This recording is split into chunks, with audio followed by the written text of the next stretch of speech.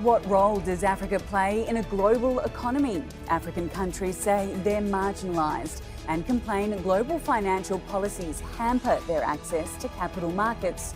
So what should be done to integrate the continent into the world economy? This is Inside Story.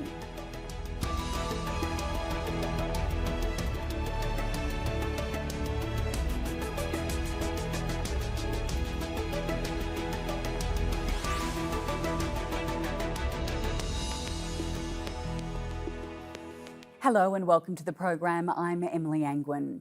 Africa's influence on issues of global importance remains far too narrow and marginalised.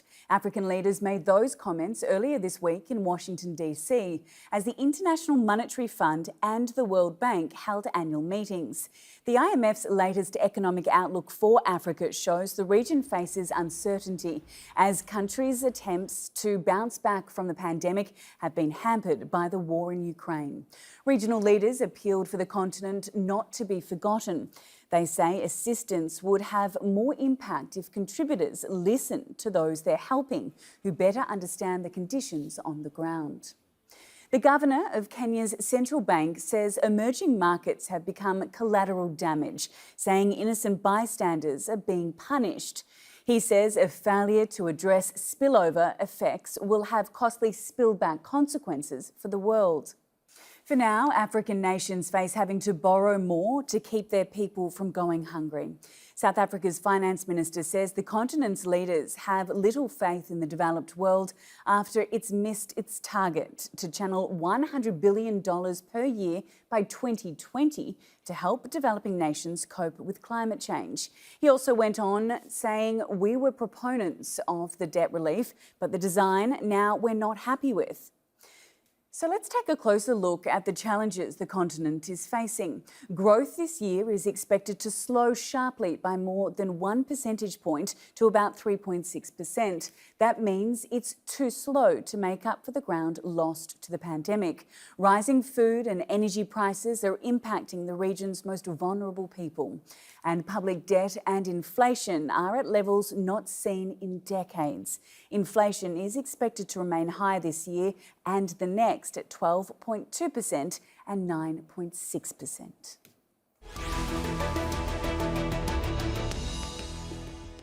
Okay, let's bring in our guests from Dakar. We have Daouda Sembène, a distinguished non-resident fellow at the Centre for Global Development and former executive director at the International Monetary Fund. From Rabat, we have Abdel Malek Alaoui. He is an economist and CEO and founder of Gaypar Group. Gentlemen, thanks so much for being on the program. Daouda, I'll start with you. Can we talk about an African economy so broadly when it contains 54 countries, which is so diverse? Yes, thank you very much for having us. Yes, indeed, you're right that there is a lot of heterogeneity among African economies. You're talking about 54 countries with 54 different circumstances. But at the same time, there are countries that are facing the same global challenges that every other economy around the world is facing, whether you're talking about the high food and energy prices, whether you're talking about high inflation or actually the impact of high inflation on food security. So we're talking also about the impact of climate change. I think all of those African economies are facing those same issues coming straight from the pandemic. So which means that I guess they need some policy solutions that are very much tailored to their circumstances.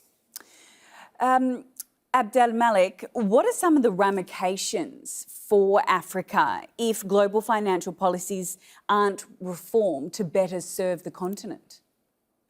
Well, actually, Africa, as you mentioned, is very diverse. We Africans only become Africans after the quarterfinals of the World Cup, really. But before that, we are Moroccans, Algerians, from Senegal, and we have different issues that are at stake. But the issue of financing the development of Africa is at the center of the global conversation, because it is in Africa that you will find the raw materials for the ecological transition. Everything that you have inside your phone is located in Africa. If you want extractive industries for the future, they are in Africa. But our continent is underfunded.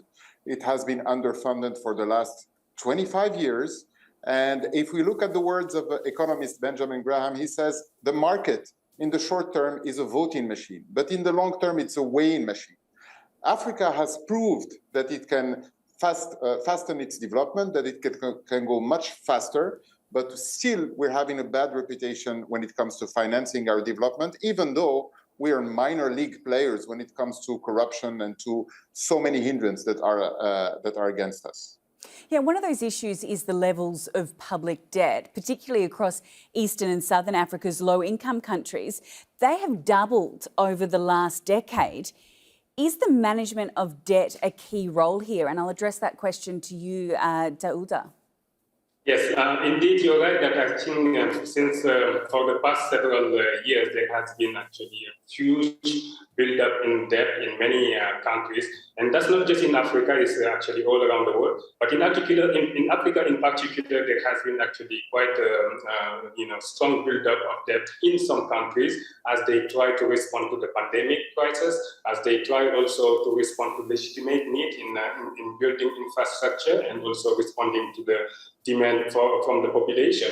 What it has done is it has actually created a situation where many low-income countries in Africa are now in what the IMF call high risk of debt distress or actually debt distress. So what it means is, I guess, African policymakers, but also in a partnership with the international community, needs to come up with solutions. Why? Because I think if you look at actually the reason why debt has increased in many African countries, it is to respond to a global challenge, which was the pandemic, but also to make sure that they respond to the need for addressing climate change. Those are what we economists would call global public goods. And when we are talking about global public goods, we are talking about actually shared responsibilities between national authorities and global authorities. So what I'm saying here is with that debt buildup, I think there is a responsibility, primary responsibility from African countries to find solutions, but it's a shared responsibility with the global community. So what it means is for those countries that are not necessarily in debt distress, they need to be able to borrow in affordable terms. And I think this is the responsibility of the African government to make sure that they do have the right condition to do so. But at the same time, also the global community needs to make sure that African countries and low-income countries in general from around the world can really have access to an adequate level of borrowing, but also at in affordable conditions. Now, for those countries that are already in debt distress, those with very much high level of debt, they need to be able to restructure their debt.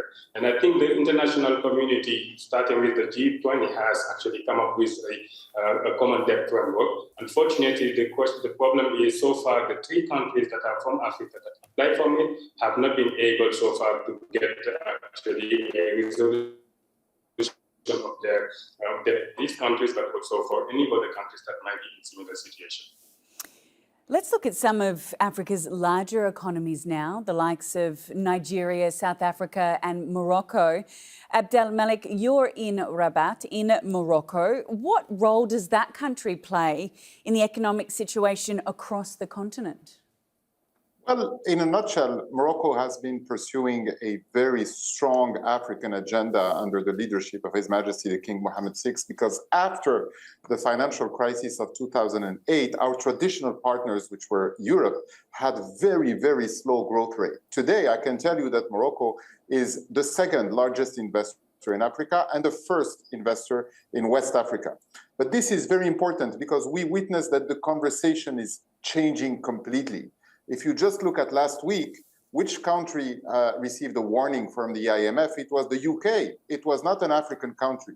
So there is a momentum for large economies and African countries that want to act as catalysts and hubs for exchanges between Europe, the US, and Southeast Asia, to be in a place where they can broker the global economic conversation and be able to be a catalyst for the development of Africa. This is the ambition of Morocco. In Morocco, we have a king with a vision and we are a kingdom with a plan. And in our plan, Africa is on top of the priorities. Let's bring in our guest now from Washington, D.C. We have Pierre Tan Chow, a Senior Director at ASG's Africa practice, where he advises clients on trade, investment and governance on the continent. Pierre, thanks so much for being on the program. I wanted to ask you about the informal economy in Africa, and if you can firstly explain to our audience what the informal economy is and how that makes up nearly 83% of employment in Africa, and what impact that informal economy has on policy making.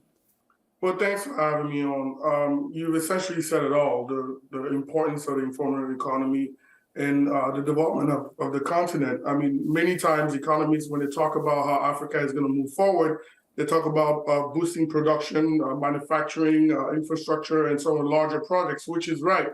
But the informal economy is really the number one employer on the continent. It is the way African citizens themselves are able to meet their economic needs. I mean, we're talking about from the mom and pop shop in the market all the way to maybe smaller entrepreneurs, but that are on the verge of breaking into the middle class of the continent. So the emergence and the importance of the informal economy is not lost on a lot of African policymakers. But to be quite honest, sometimes what makes the most splash, not only to voters, but to the international communities, are bigger projects on a larger scale. So while it is absolutely important for policymakers to look at the informal economy and ways to help boost its efficacy, it's not always the number one priority to African policymakers, and it absolutely should. I noticed, Daouda, you were nodding there. Did you want to contribute? Yes, I was actually last week in Washington attending the annual meeting of the IMF and the World Bank.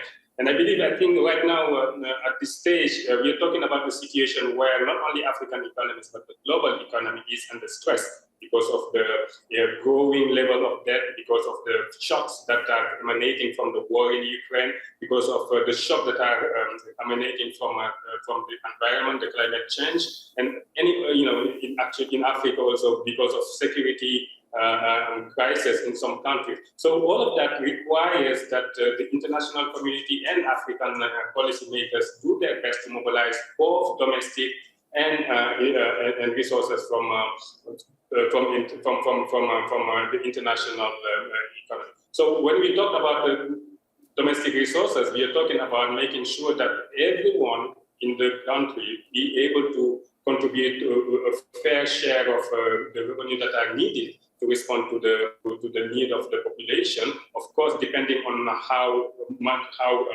high their revenue is and also how rich they are. And I think the issue that we certainly face also is how we can make sure that while we do so, we find innovative instruments to do so. Let me give you one example, for instance. I think during the annual meeting last week, it had been a lot of questions about what the SDR allocation that the IMF did.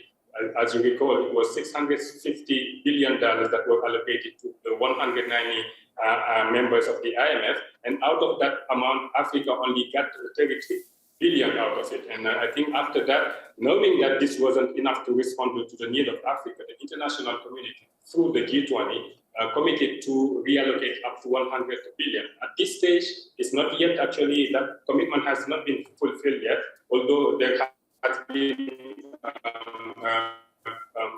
some account necessarily available yet. They would go through the IMF, but I believe also African countries would gain from having some of those resources actually channeled through the African Development Bank so that they can also be able to, based on their leveraging effect, which means that actually from every $1 that you would give them, they can multiply it by many, as much as 4, to be able to lend to SMEs and other low-income or low small businesses.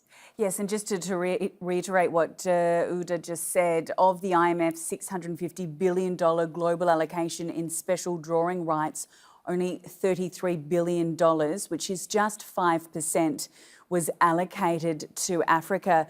Abdelmalek, if I can address this question to you, and it's slightly of a different topic. China has become a key political and economic power in the continent. Where does Beijing come in all of this? Well, I was wondering when you were going to pronounce the name China, because our traditional partners, the US and Europe, are always talking about China's involvement in Africa. But we have to say that we in Africa are pragmatists, because when it comes to Africa's development, the world has to understand that failure is not an option, because it will be a global failure.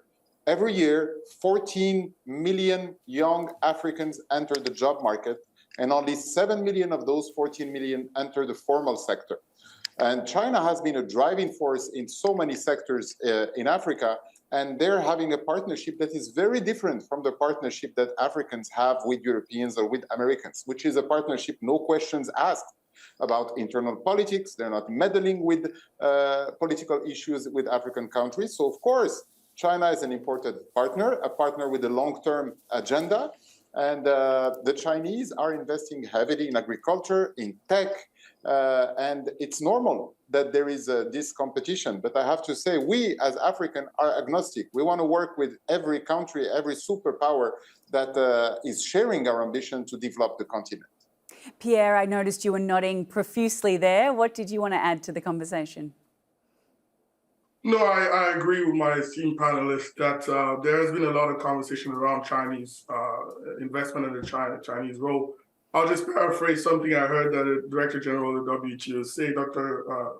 Ngozi Okonjo-Iweala, where she was essentially comparing Africa to a young, beautiful bride, and it's okay to have many different suitors, and essentially going to the suitor that fits her needs the most. So I'm in full agreement in the fact that the continent needs to deal with whoever sees it as a partner. Whether or not China has a vision of the continent, I think that's another part of the debate. But at the end of the day, it should certainly not preclude African countries from diversifying their partnership pool, as long as those partnerships are beneficial to the African people. I think it's just interesting we're talking about China as well in kind of the debt relief and debt solution part of the equation, because yes, we have heard the role of China and how much debt it holds. But one thing we're forgetting is private lenders, including bondholders and oil traders, really hold 35%. Western private lenders hold 35% of African external debts, and up to only 13% or 12% of the Chinese debt. And the average interest rate on debt payment owed to China in last year was 2.7%, whereas for non-Chinese private debt holders, it was 5%.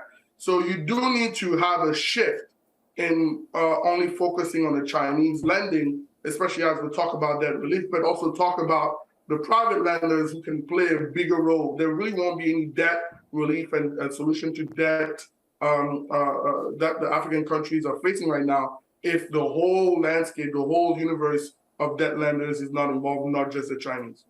Let's move away then from China and look at the continent as a whole and the African Continental Free Trade Area. Pierre, I'll direct this question to you. What is it? Explain that to our audience. And why is it so beneficial for the continent that it works? I think the African Free Trade Continental Area, I think, is one of the biggest fiscal and trade development that we have seen in this side of the century, to be quite honest, because it creates the largest free trade area in the world at the moment. Only competing is the WTO, which encapsulates the whole world, and essentially is an attempt by African states to harmonize regulatory frameworks, to harmonize laws that will allow intra-Africa trade, as we call it, and facilitate the movement of goods and people through the borders of different African states. As you will know, contrary to what some people still believe in the Western part of the world, Africa is not a country. It is made up of many different countries with many different profiles and economic opportunities as well. So the idea is in their own segmented and fragmented way that they are set up right now, African countries, they won't be able to compete on the global stage compared to some of the other trade blocs like the European Union, for example. So the idea is to harmonize and make the African continent one big trade bloc that would not only give it muscle on the global stage, but most importantly, and this is really the number one driver of the AFCFTA, is to drive local development, to drive local entrepreneurship, local consumption, local manufacturing, local production. All of the things that we've seen have made other parts of the world grow. You look at the Chinese example, you look at other countries in Asia like South Korea, or you look again at the European Union. All of these blocks are really being created and have developed through the production of the local and consumption of the local goods. So that's what the AFCFTA is trying to do, harmonize not only at a regulatory level, but also at a developmental level, harmonize African goals and essentially boost the economic prospects of African citizens.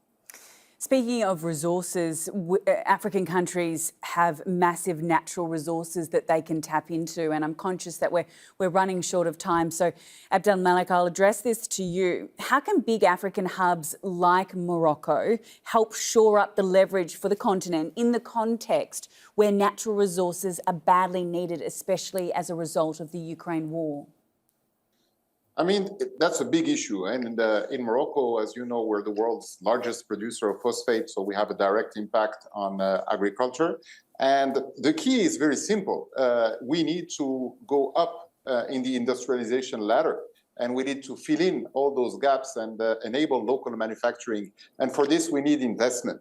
That's the absolute center point of every development attempt in trying to create those hubs. The second thing is that we Africans have to work better on the ease of doing business.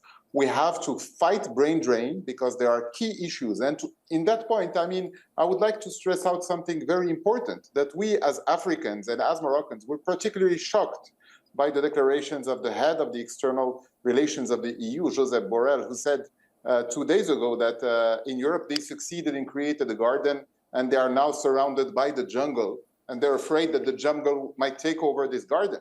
But he forgot one thing. The elephant in the room is that Europe and the US are taking our resources and the most important resource, which is our talents.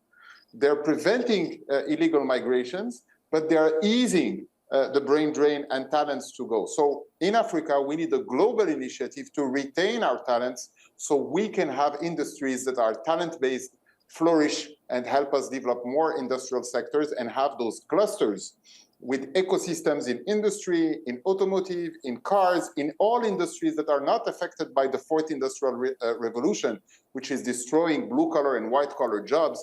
But we need to take this to another level. We need a new global conversation with Europe, with the US, in order to address this talent question.